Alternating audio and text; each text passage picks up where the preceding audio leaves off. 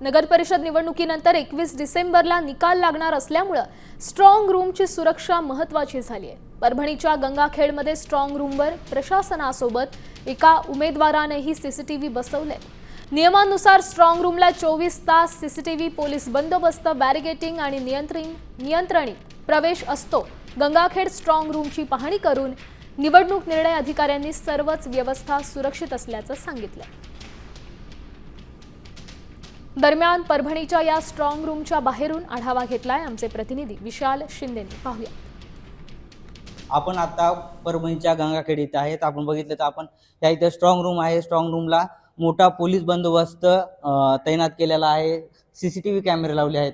आपल्यासोबत उपविभागीय अधिकारी व निवडणूक अधिकारी आहेत। 1-4चा पोलीस बंदोबस्त 24 आवर्स असणार आहे तो रेग्युलर। आणि इनर कॉरिडॉरमध्ये SRPFचे 10 जवानांचा पोलीस बंदोबस्त आहे।